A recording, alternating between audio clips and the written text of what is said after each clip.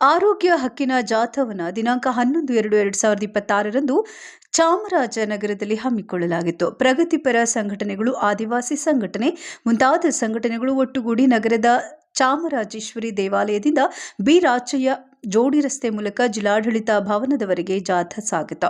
ಉಚಿತ ಹಾಗೂ ಗುಣಮಟ್ಟದ ಔಷಧಿ, ಮಾನವ ಹಕ್ಕು, ಆರೋಗ್ಯ ನಮ್ಮ ಹಕ್ಕು, ಆರೋಗ್ಯವೇ ಭಾಗ್ಯ ಮುಂತಾದ ಬರಹಗಳ ಬೋರ್ಡ್ಗಳನ್ನು ಸಾರ್ವಜನಿಕರಿಗೆ ಅರಿವು ಮೂಡಿಸುತ್ತಾ ಜಿಲ್ಲಾಡಳಿತದ ಭವನ ಮುಂಭಾಗವೇ ಇರುವ ಡಾಕ್ಟರ್ ಬಿ.ಆರ್. ಅಂಬೇಡ್ಕರ್ ಸಾಹೇಬರ ಪ್ರತಿಮೆಗೆ ಮಾಲಾರ್ಪಣೆ ನಡೆಸಲಾಯಿತು. ನಂತರ ವಿವಿಧ ಸಂಘಟನೆಗಳ ಮುಖಂಡರು ಮಾತನಾಡಿದರು.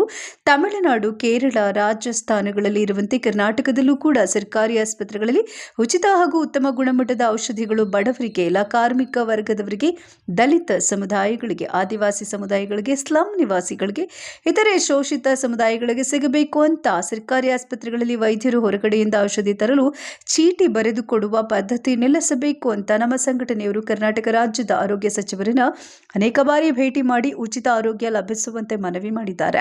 ಅವರು ಸಹ ಒಪ್ಪಿಗೆ ನೀಡಿದ್ದು ಇನ್ನೂ ಕೂಡ ಅದು ಜಾರಿಗೆ ಬಾರದೇ ಇರುವುದು ಬಹಳ ವಿಷಾದಕರ ಅಂತ ಸಭೆಯಲ್ಲಿ ತಿಳಿಸಿದರು. ಹೆಚ್ಚುವರಿ ಜಿಲ್ಲಾಧಿಕಾರಿ ಟಿ. ಜವರೇಗೌಡ ಅವರ ಮೂಲಕ ಸರ್ಕಾರಕ್ಕೆ ನಮ್ಮ ಹಕ್ಕೊತ್ತಾಯಗಳು ಮನವಿ ಪತ್ರವನ್ನು ಸಲ್ಲಿಸಲಾಯಿತು.